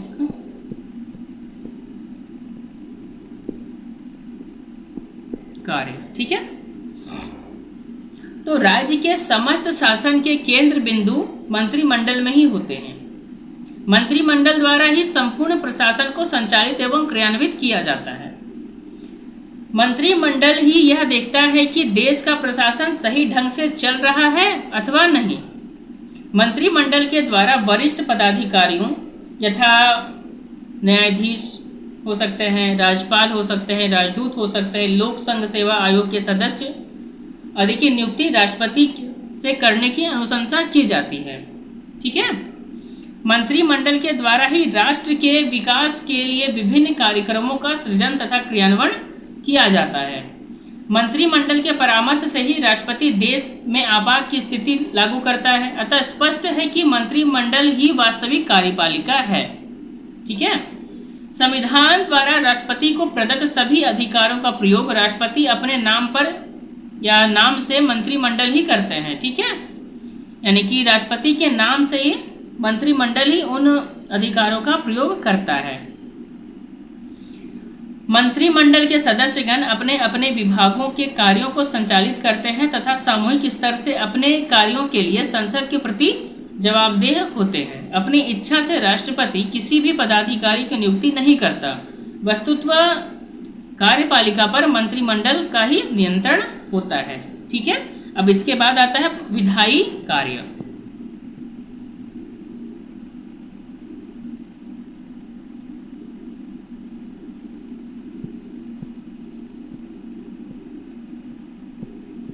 विधायी कार्य तो मंत्रिमंडल का एक प्रमुख कार्य विधि निर्माण भी है। मंत्रिमंडल ही सभी विधेयकों को संसद के सम्मुख प्रस्तुत करती है या करवाती है तथा उसको संसद से स्वीकृति दिलवाती है। मंत्रिमंडल द्वारा ही संसद का सत्र आहूत करने तथा स्थगित करने का निर्णय लिया जाता है। किसी भी गैर सरकारी सदस्य द्वारा प्रस्तुत विधेयक मंत्रिमंडल की स्वीकृति के अभाव से पारित नहीं हो सकता है। क्लियर है। अब इसके बाद आता है वित्तीय कार्य।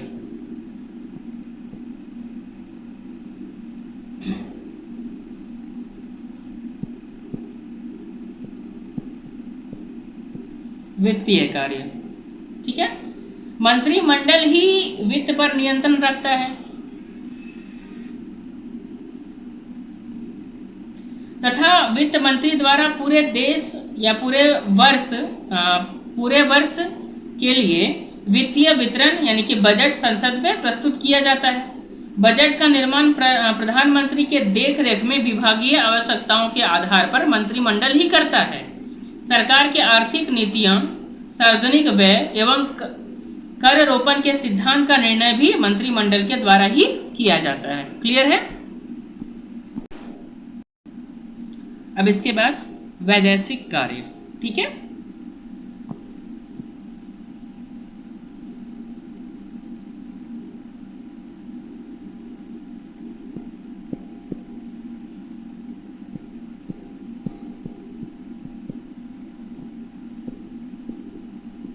यानी कि विदेशों से संबंधित जो कार्य हैं वो है। ठीक है।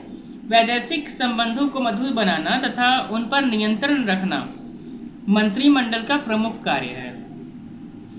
विदेशों के साथ राजनीतिक, आर्थिक तथा सांस्कृतिक समझौते का अधिकार एवं दायित्व मंत्रिमंडल का ही होता है। ठीक है। युद्ध की घोषणा करना तथा युद्ध उपरांत शांति समझौता करना तथा अंतर्राष्ट्रीय समस्याओं का समाधान मंत्रिमंडल द्वारा ही किया जाता है। किसी नए देश में राजदूतावास खोलना तथा राजनीतिक संबंध विच्छेद करना भी मंत्रिमंडल द्वारा ही संपन्न होता है। क्लियर है। अब इसके बाद अन्य कार्य जो हैं उस सब के बारे में देखते हैं। क्या और भी अन्य कार्य हैं।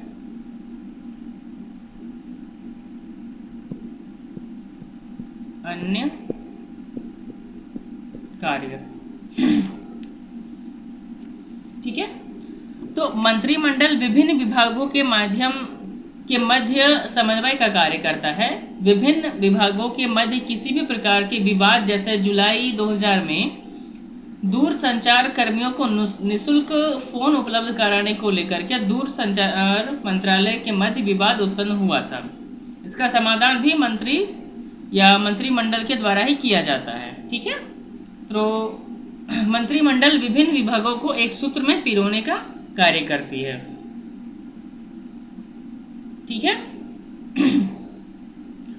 तो उपरोक्त वर्णित कार्यों के अतिरिक्त मंत्रिमंडलों द्वारा कुछ और भी कार्य का संपादन किया जाता है। संसद के सत्र में न होने की स्थिति में अध्यादेश जारी करना तथा आपातकाल की घोषणा के प्रवर्तन की स्थिति में मूल अधिकारों का निलंबन, राज्यों की सीमाओं में परिवर्तन आदि संसद की स्वीकृति से मंत्रिमंडल ही करता है।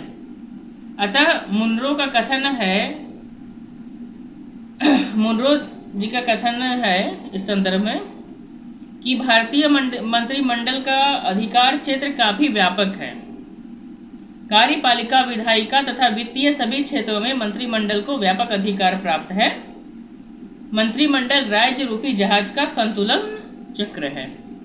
ठीक है, अब हम लोग मंत्रिमंडल और लोकसभा का पारस्परिक संबंध को देखेंगे। ठीक है,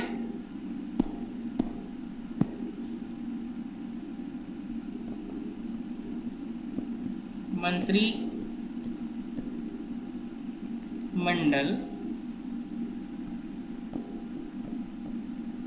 और लोकसभा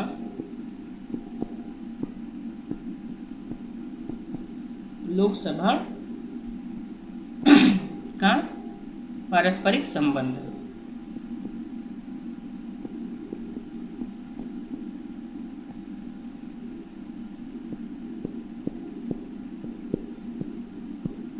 ठीक है, तो संसदीय प्रतिमानों के अनुसार मंत्रिमंडल या मंत्रिपरिषद संसद के निम्न सदन यथा लोकसभा के प्रति उत्तरदायी है। मंत्रिपरिषद सामूहिक रूप से संसद के प्रति उत्तरदायी होती है। मंत्रिपरिषद का गठन संसद सदस्यों के द्वारा ही होता है। यदि कोई गैर संसद सदस्य मंत्रिपरिषद का सदस्य बनने के में सफल हो जाता है तो उसे मंत्री पद ग्रहण करने की तिथि से 6 माह के अंदर ही संसद के किसी भी सदन की सदस्यता लेनी होगी। ठीक है, प्रधानमंत्री बहुमत दल का नेता होता है जो मंत्रिपरिषद का नेतृत्व करता है। प्रधानमंत्री का अस्तित्व उसी समय तक है जब तक लोकसभा का उसे बहुमत प्राप्त हो। यदि मंत्रिपरिषद किसी सदस्य के विरुद्ध लोकसभा विश्वास प्रस्ताव पारित कर देती है तो संपूर्ण मंत्रिपरिषद को पद से हटना पड़ता है। ठीक है, ध्यातव्य है कि मंत्रीगण समूह के रूप में अपने को प्रस्तुत करते हैं। यह सत्य है कि मंत्रिपरिषद सामूहिक रूप से लोकसभा के प्रति उत्तरदायी होते हैं, परंतु इसका आशय यह भी नहीं है कि मंत्रिपरिषद का राज्यसभा से कोई संबंध नहीं होता। राज्यसभा के सदस्य भी मंत्रिपरिषद के सदस्य के रूप में मनोनीत होते हैं। आपातकालीन उद्घोषणा के पहले यदि लोकसभा विघटित हो गई हो या घोषणा के बाद भंग कर दी गई हो तो राज्यसभा ही आपातकालीन घोषणा को स्वीकृति देती है। ठीक है, लोकसभा अविश्वास प्रस्ताव, निंदा प्रस्ताव, स्थगन प्रस्ताव, काम रोको प्रस्ताव, बजट में कटौती प्रस्ताव द्वारा मंत्रिपरिषद को नियंत्रित करती है। प्रश्न पूछने का अधिकार संसद के दोनों सदनों को प्राप्त है। इसके माध्यम से संसद मंत्रिपरिषद पर अपना नियंत्रण रखती है। राज्यसभा निंदा प्रस्ताव, स्थगन प्रस्ताव लाकर मंत्रिपरिषद पर अपना विश्वास या फिर अपना नियंत्रण रखती है। क्लियर है? अब आता है किचन कैबिनेट यानी कि आंतरिक कैबिनेट। ठीक है,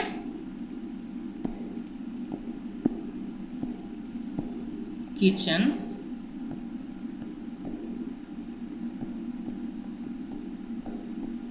कैबिनेट ब्रैकेट में हम लोग लिखते हैं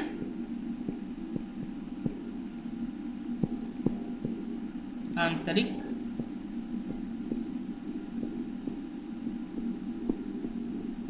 कैबिनेट। ठीक है, तो किचन कैबिनेट एक लघु निकाय है जिसे आंतरिक मंत्रिमंडल कहा जाता है। इसमें 15 से 20 महत्वपूर्ण मंत्री शामिल होते हैं। भारत के प्रत्येक प्रधानमंत्री के पास एक किचन कैबिनेट रहा है। यह औपचारिक रूप से प्रधानमंत्री के औपचारिक रूप से निर्णय लेने वाली उच्चतम संस्था के साथ साथ सत्ता का मुख्य केंद्र भी होती है। किचन कैबिनेट में कोई जरूरी नहीं है कि कैबिनेट के मंत्री ही रहे, बल्कि इसमें पारिवारिक एवं मित्र सदस्य भी हो सकते हैं। यह छोटा निकाय होता है, इसलिए निर्णय की प्रक्रिया अत्यंत तेज होती है तथा गोपनीयता को बनाए रखना आसान होता है। इसीलिए इस निकाय से प्रधानमंत्री को अपने कार्यों में सहायता मिलती है। प्रधानमंत्री को किन किन कारणों से आंतरिक कैबिनेट जो एक संविधान के अलावे जो एक संस्था है का आश्रय लेना पड़ता है, तो यह एक छोटा निकाय है, परंतु निर्णय लेने के मामले में कैबिनेट के विशाल आकार से अधिक प्रभावशाली है। ठीक है, इसकी बैठकें निरंतर होती रहती है और यह सरकार के कार्यों को बड़ी कैबिनेट की अपेक्षा अधिक तत्परता से समाधान प्रस्तुत करती है। यह प्रधानमंत्री के विभिन्न मुद्दों पर निर्णय लेने में गोपनीयता को बनाए रखने में सहायता प्रदान करती है तथा प्रधानमंत्री को परामर्श देने का कार्य करती है। यद्यपि आंतरिक या किचन कैबिनेट का कोई संवैधानिक आधार नहीं है, परंतु समय समय पर यह काफ़ी प्रभावशाली होती रही है। श्रीमती इंदिरा गांधी के समय यह काफ़ी प्रभावशाली हो गई थी, जिसे किचन कैबिनेट कहा जाने लगा। यह प्रभावशाली होते हुए भी अनेक सीमाओं से युक्त इसमें है। ठीक है, इसके बाद हम लोग देखते हैं प्रधानमंत्री। ठीक है, प्रधानमंत्री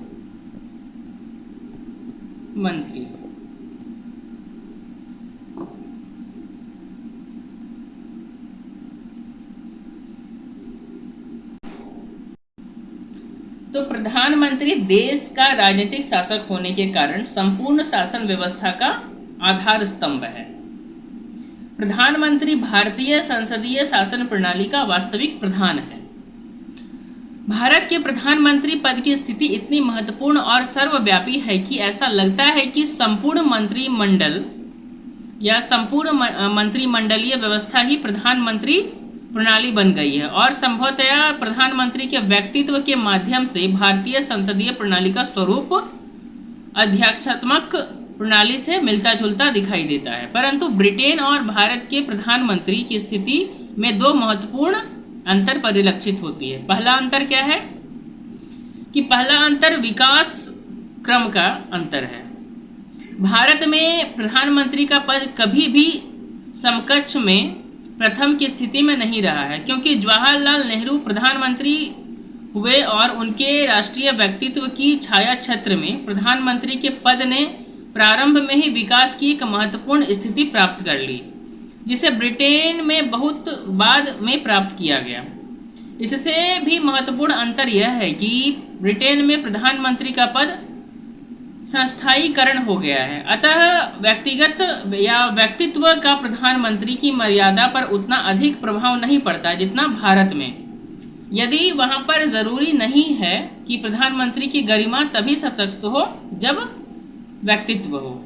ठीक है, इसके बाद इस संदर्भ में दूसरा महत्वपूर्ण तथ्य यह है कि भारत में प्रधानमंत्री का पद विकास की प्रक्रिया से गुजरता हुआ दिखाई देता है। जहां तक संविधान का प्रश्न है तो उसमें 3 अनुच्छेद में प्रधानमंत्री के संबंध में उपबंध हैं। वे कौन कौन सा अनुच्छेद है? तो सबसे पहले अनुच्छेद 74(1).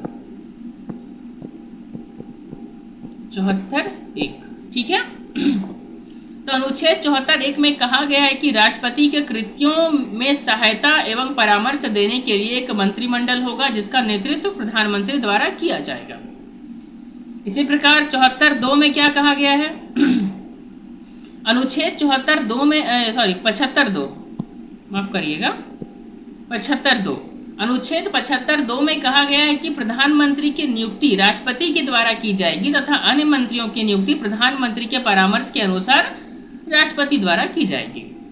ठीक है, अब अनुच्छेद 78 का बात करते हैं।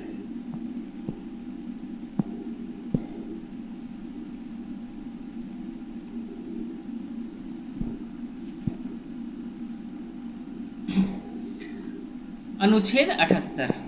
ठीक है, तो अनुच्छेद 78 में प्रधानमंत्री के कर्तव्यों का उल्लेख किया गया है, जिसमें पहला जो है तो प्रधानमंत्री मंत्रिमंडल के सभी निर्णयों की जानकारी राष्ट्रपति को देगा। दूसरा, प्रधानमंत्री संघीय कार्य के शासन एवं प्रस्तावित विधेयकों के संबंध में ऐसी सभी सूचनाएं राष्ट्रपति को प्रस्तुत करेगा जिसकी राष्ट्रपति द्वारा मांग की जाती है।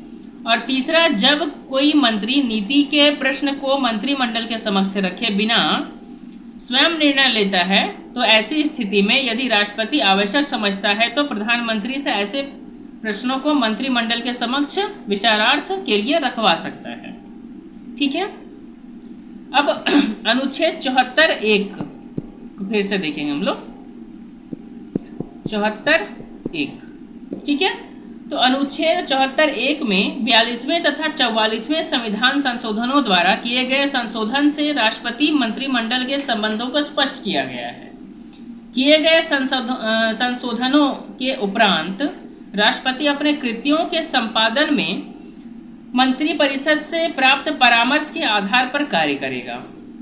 राष्ट्रपति को मंत्रिमंडल की अनुशंसा को मानना बाध्यकारी है, परंतु राष्ट्रपति को यह अधिकार दिया गया है कि वह इस परामर्श को मंत्रिमंडल अथवा मंत्रिपरिषद से पुनर्विचार के लिए कह सकता है। परंतु राष्ट्रपति को जो परामर्श प्राप्त होगा वे उसके अनुसार ही कार्य करेंगे। ठीक है, क्लियर है। अब हम प्रधानमंत्री की नियुक्ति के विषय में देखते हैं।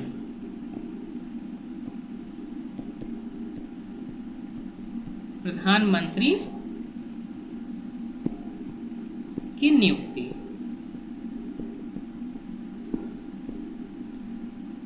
ठीक है,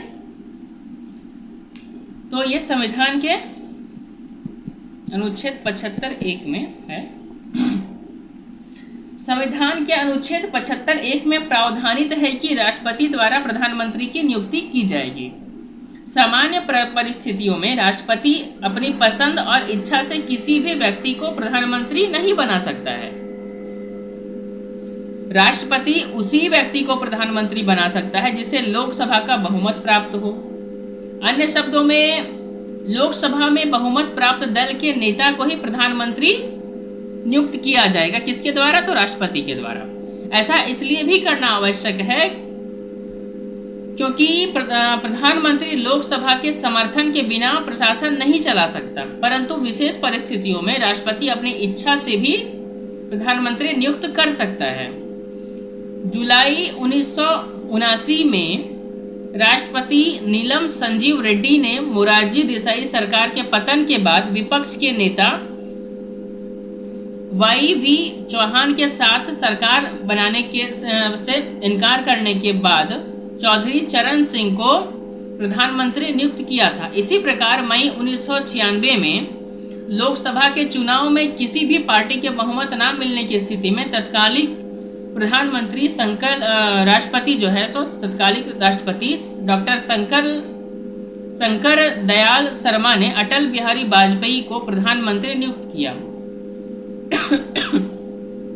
अटल बिहारी वाजपेयी के बहुमत सिद्ध न कर पाने पर जून 1996 को एच.डी.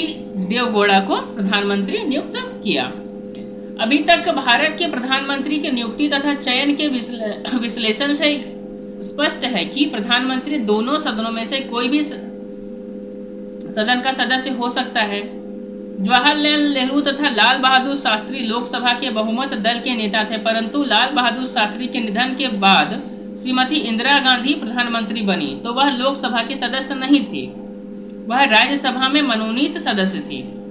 तभी से राज्यसभा के सदस्य भी प्रधानमंत्री बनने लगे। पी.वी. नरसिम्हा राव प्रधानमंत्री नियुक्त होने के समय दोनों सदनों में से किसी भी सदन के सदस्य नहीं थे। उन्होंने बाद में लोकसभा का उपचुनाव नंदयाल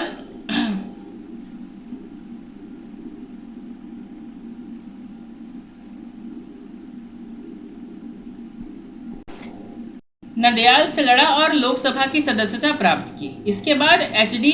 देवगौड़ा तथा इंद्र कुमार गुजराल राज्यसभा के सदस्य के रूप में ही प्रधानमंत्री नियुक्त हुए थे। ठीक है, अब इसके बाद प्रधानमंत्री के कार्यकाल के विषय में हम लोग देखते हैं। ठीक है,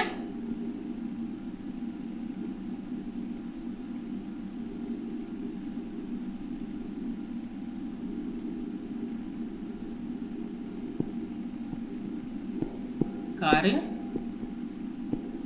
ठीक है, तो संविधान के अनुसार राष्ट्रपति का कार्यकाल राष्ट्रपति की दया पर निर्भर करता है, परंतु व्यवहार में प्रधानमंत्री तब तक अपने पद पर बना रह सकता है जब तक उसे लोकसभा के बहुमत का समर्थन प्राप्त हो। ठीक है, लोकसभा का समर्थन खो देने की स्थिति में प्रधानमंत्री को अपना पद छोड़ना पड़ता है। इसके अतिरिक्त सत्तारूढ़ दल में असंतोष अथवा आंतरिक विद्रोह का राष्ट्रपति तत्कालीन परिस्थितियों का लाभ उठाकर प्रधानमंत्री को पद से हटा सकता है। चूंकि लोकसभा का कार्यकाल 5 वर्ष का होता है, इसलिए प्रधानमंत्री का भी कार्यकाल 5 वर्ष तक बना रह सकता है। ठीक है, अब प्रधानमंत्री की योग्यताएं देखते हैं।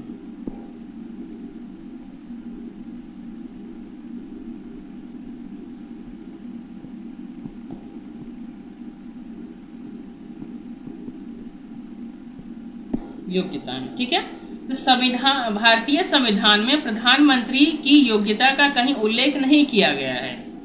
प्रधानमंत्री के संदर्भ में इतना ही कहा गया है कि वह लोकसभा के प्रति उत्तरदायी होगा तथा उसे संसद के किसी भी सदन का सदस्य होना चाहिए, परंतु इसका आशय यह भी नहीं कि प्रधानमंत्री में विशिष्ट गुणों का अभाव हो। प्रधानमंत्री के लिए व्यक्तिगत गुण तथा चारित्रिक विशेषताओं का होना अनिवार्य है। प्रधानमंत्री के नेतृत्व की क्षमता तथा अपने विरोधी से मिलजुल कर कार्य करने का गुण भी होना चाहिए। अतिरिक्त प्रधानमंत्री को निर्भीक, देशभक्त, आज्ञाकारिता, शालीनता, तेज स्मरण शक्ति, वाक्पटुता, धैर्य, समझदारी, निष्ठा, दूरदर्शिता, प्रधानमंत्री को विविध भाषाओं का ज्ञान भी होना चाहिए। ठीक है, चलिए योग्यताएं समाप्त हो गया। अब हम लोग शपथ, वेतन एवं भत्ते इसके विषय में देखेंगे।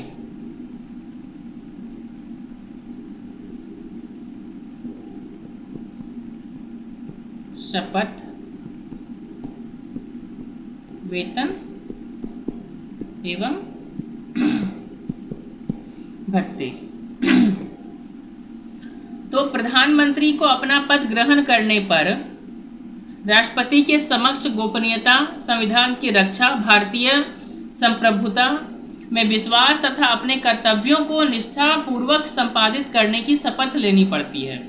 ये अनुच्छेद 75(6) में वर्णित प्रावधानों के अनुसार प्रधानमंत्री तथा अन्य मंत्रियों के वेतन और भत्ते ऐसे होंगे जो संसद विधि द्वारा समय समय पर अवधारित करें, और जब तक संसद ऐसा नहीं करती तब तक उसको दूसरी अनुसूची में निर्दिष्ट वेतन ही मिलता रहेगा। प्रधानमंत्री को 1,60,000 रुपया मासिक वेतन मिलता है। क्लियर है? अब हम प्रधानमंत्री के अधिकार और कार्यों के बारे में जानकारी प्राप्त करेंगे।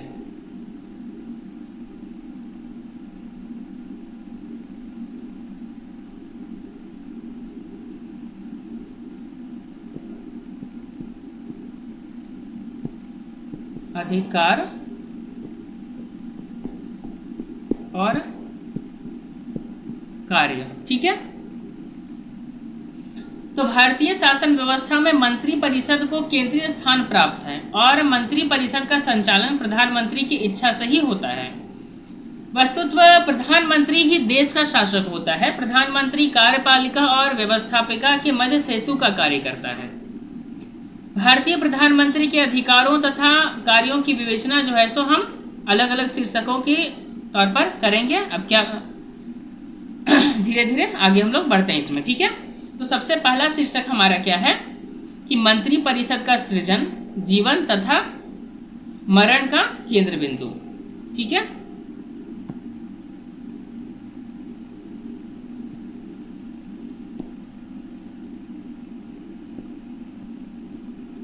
मंत्री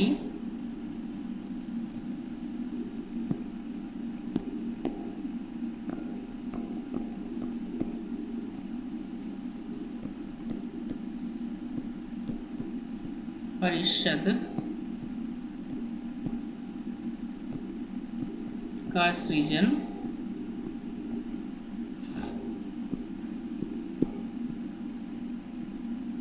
जीवन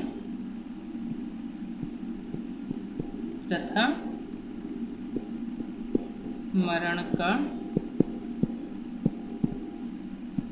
केंद्र बिंदु। ठीक है, तो प्रधानमंत्री का प्राथमिक कार्य प्रधानमंत्री परिषद का गठन करना होता है। यद्यपि संवैधानिक प्रावधानों के अनुसार मंत्री परिषद के सदस्यों की नियुक्ति प्रधानमंत्री के परामर्श से की जाती है, परंतु व्यवहारिकता कुछ और ही है। मंत्री परिषद के सदस्यों का चयन प्रधानमंत्री स्वयं करता है और उसके द्वारा राष्ट्रपति को एक सूची दी जाती है जिसको राष्ट्रपति विधिवत स्वीकार कर लेता है। मंत्री परिषद के सदस्यों की संख्या कितनी होगी इसका निर्धारण प्रधानमंत्री ही करता है।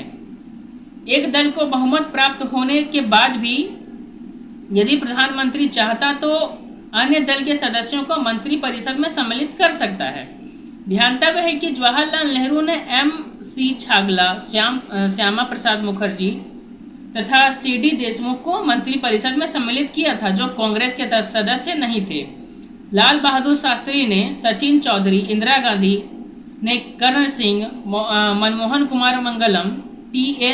पाई तथा दुर्गा प्रसाद धर को, विश्वनाथ प्रताप ने KP मेमन, I.K. गुजराल को तथा PV नरसिम्हा राव ने मनमोहन सिंह को सम्मिलित किया था। ठीक है, मंत्री परिषद का कोई भी सदस्य प्रधानमंत्री की इच्छाओं के विरुद्ध कार्य नहीं कर सकता। प्रधानमंत्री मंत्री परिषद के सदस्यों के विरुद्ध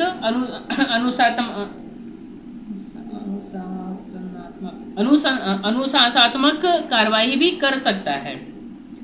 प्रधानमंत्री की इच्छा के विरुद्ध कोई भी व्यक्ति मंत्री परिषद का सदस्य नहीं रह सकता है। अतः स्पष्ट है कि प्रधानमंत्री ही मंत्री परिषद की मुख्य आधारशिला है। मंत्री परिषद के सदस्यों के मध्य विभागों का आवंटन या विभाजन प्रधानमंत्री के द्वारा ही किया जाता है। विभागों के वितरण में प्रधानमंत्री स्वतंत्र होता है और उसका निर्णय ही अंतिम निर्णय होता है। मंत्रियों के मध्य विभागों का वितरण करके उसको वरिष्ठता प्रदान करना प्रधानमंत्री का ही कार्य है। कोई वरिष्ठ राजनीतिज्ञ मंत्री परिषद के नीचे का दर्जा नहीं चाहता है। मोरारजी देसाई ने शास्त्री मंत्रिमंडल में इसी कारण से सम्मिलित होने से इनकार कर दिया था।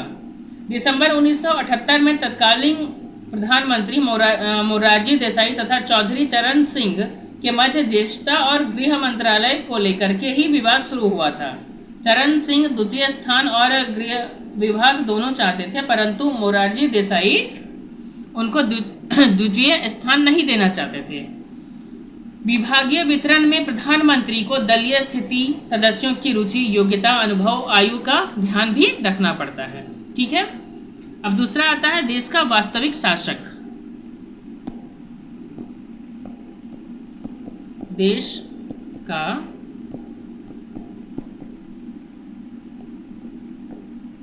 वास्तविक शासक। तो संवैधानिक प्रावधानों के अनुसार भारतीय संघ की कार्यपालिका शक्ति राष्ट्रपति में निहित है, परंतु व्यवहारिक रूप से राष्ट्रपति की समस्त शक्तियों का प्रयोग प्रधानमंत्री ही करता है। प्रधानमंत्री कार्यपालिका के शीर्ष पर होता है तथा देश के वास्तविक शासक भी होता है। वो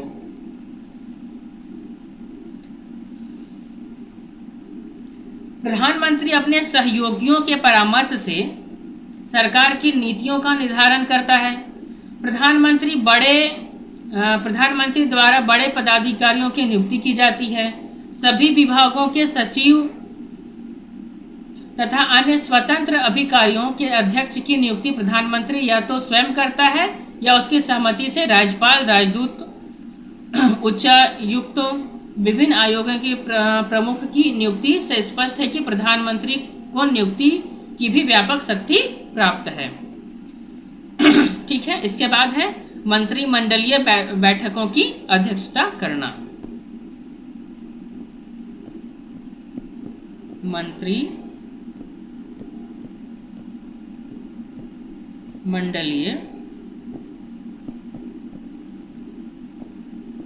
बैठकों की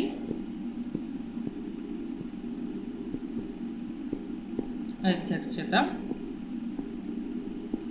करना। मंत्रिमंडल की सभी बैठकों की अध्यक्षता प्रधानमंत्री के द्वारा की जाती है। प्रधानमंत्री मंत्रिमंडल के कार्यों का संचालन करता है।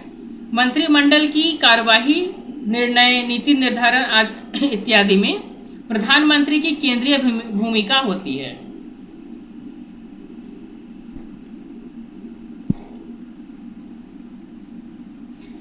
मंत्रिमंडल के सदस्यों के द्वारा वाद विवाद के लिए जो विषय विचारार्थ प्रस्तुत किए जाते हैं उसे स्वीकार या अस्वीकार करने की स्वतंत्रता प्रधानमंत्री को प्राप्त है। अन्य शब्दों में यह भी कहा जा सकता है कि प्रधानमंत्री ही मंत्रिमंडल का पथ प्रदर्शक है। ठीक है। प्रधानमंत्री विभिन्न मंत्रालयों की नीति में समन्वय स्थापित करता है। प्रधानमंत्री प्रशासन के समस्त कार्यों की देखभाल करता है। विभिन्न मंत्रियों को सुपुर्द किए गए मंत्रालय पर भी वह ध्यान रखता है। जिन मंत्रालयों का कार्य संतोषप्रद नहीं होता है उन्हें प्रधानमंत्री चेतावनी तथा सुझाव देता है।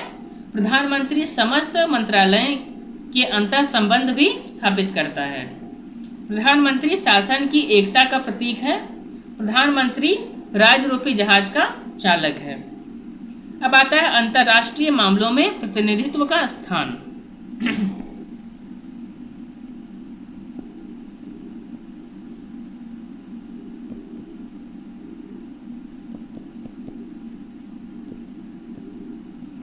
अंतर्राष्ट्रीय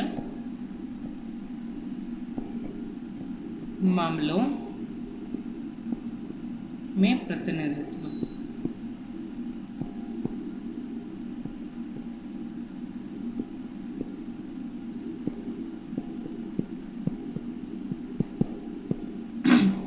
तो वैदेशिक मामलों में प्रधानमंत्री को